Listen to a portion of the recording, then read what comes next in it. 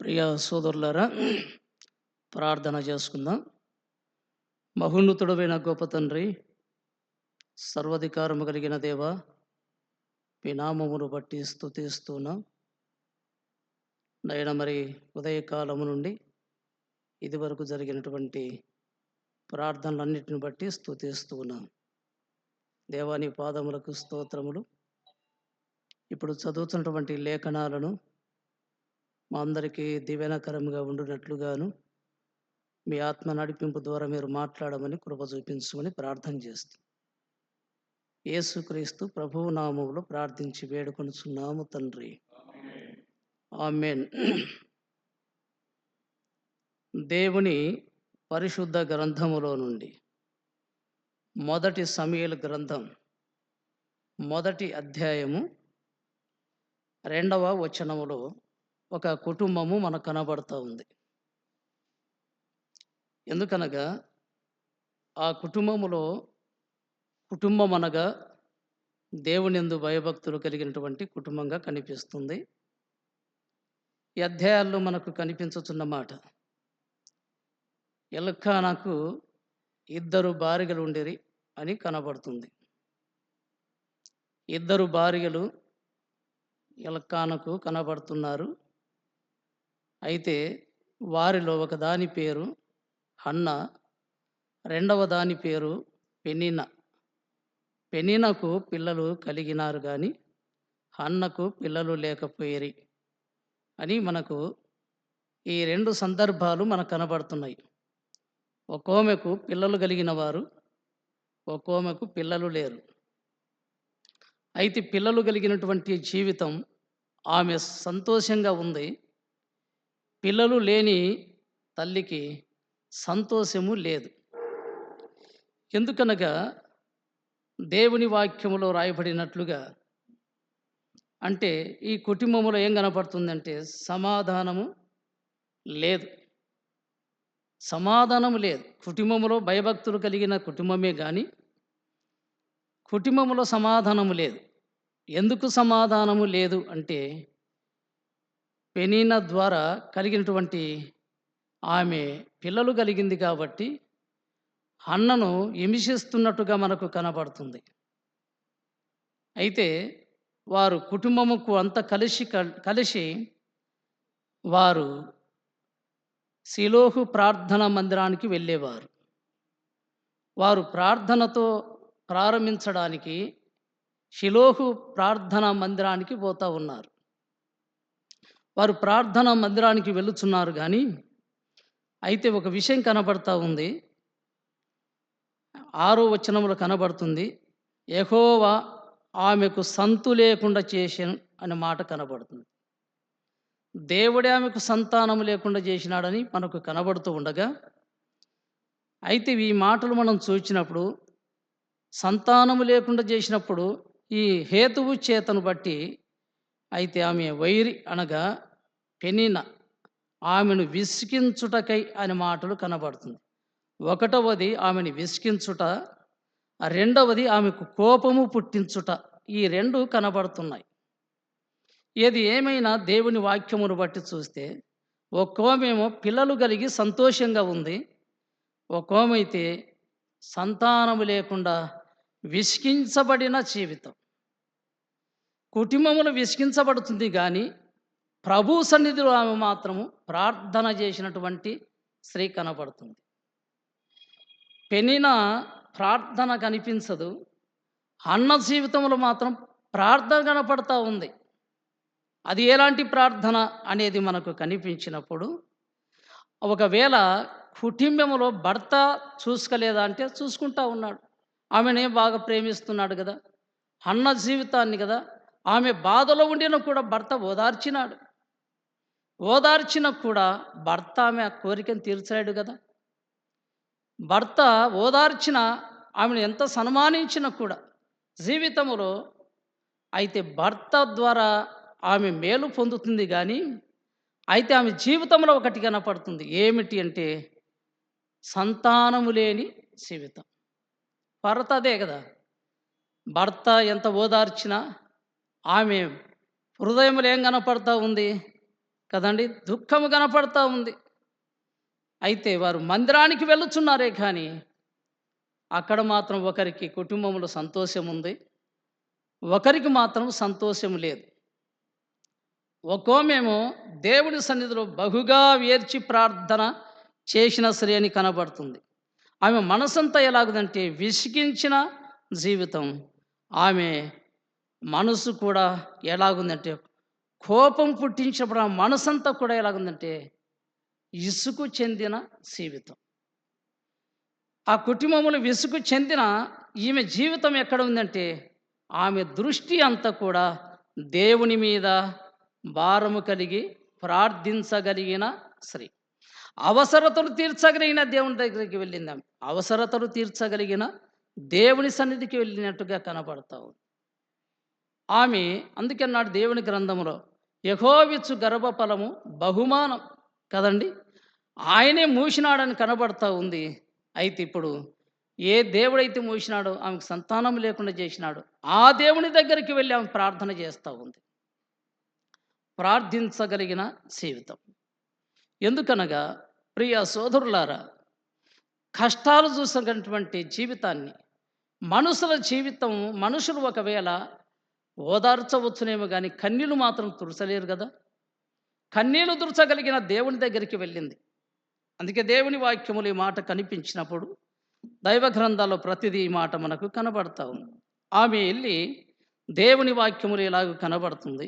7వ వచనములో మనకు కనబడుతున్న మాట, హన్న యెహోవా మందిరమునకు పోవునప్పుడల్లా అది ఆమెకు కోపము పుట్టించెను కదండి. మందిరానికేమి వెళ్ళుతుంది కానీ ఆమె కదండి పెనిన్న ద్వారా కలిగినటువంటి మాట కోపము పుట్టించుచున్న జీవితం.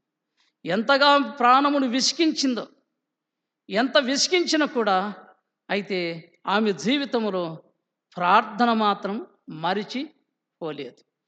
దుఃఖములో ఉంది, బాధలో ఉంది, ఎన్ని శ్రమలు వచ్చినా అయితే ఆమె గొడ్రాలని జీవితం ద్వారా ఆమె మనసుల మీద ఇసుకుపడలేదు కానీ ఆకాశమందున దేవుని దగ్గరికి వెళ్ళి ఆమె ప్రార్థన చేస్తూ ఉంది.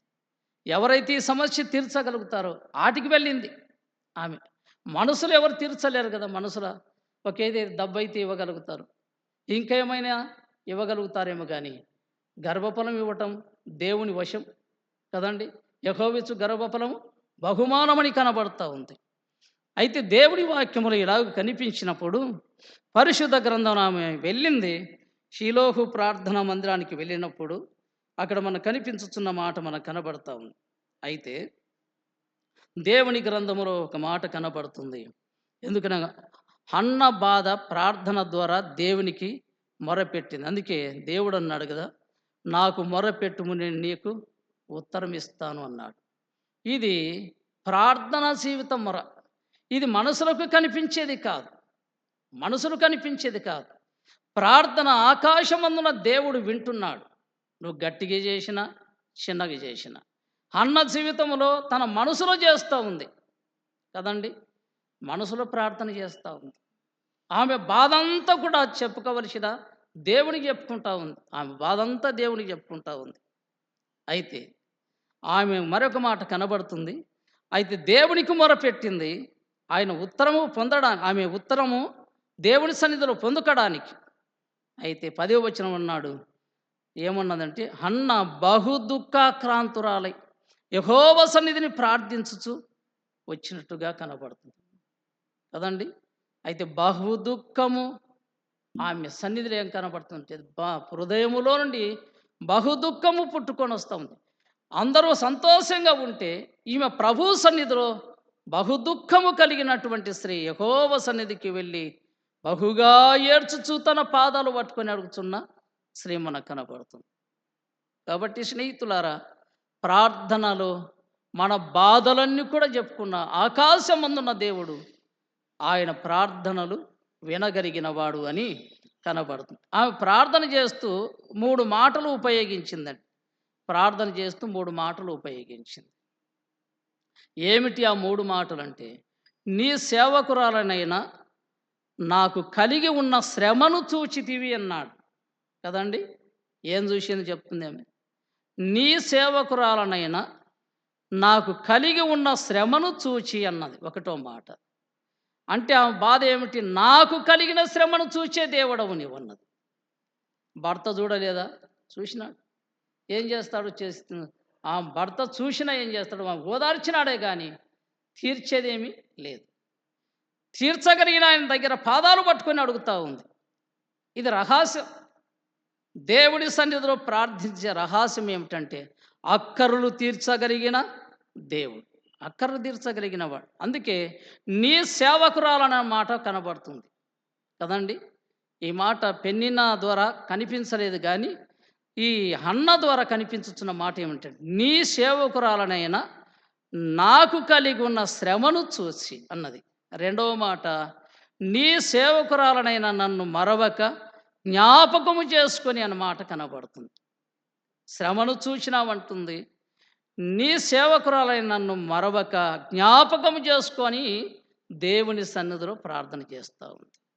మూడో మాట, నీ సేవకురాలనైనా నాకు మగ పిల్లను దయచేసిన ఎడల అని ఈ మూడు మనవులు దేవుని సన్నిధిలో మొరపెట్టింది కదండి.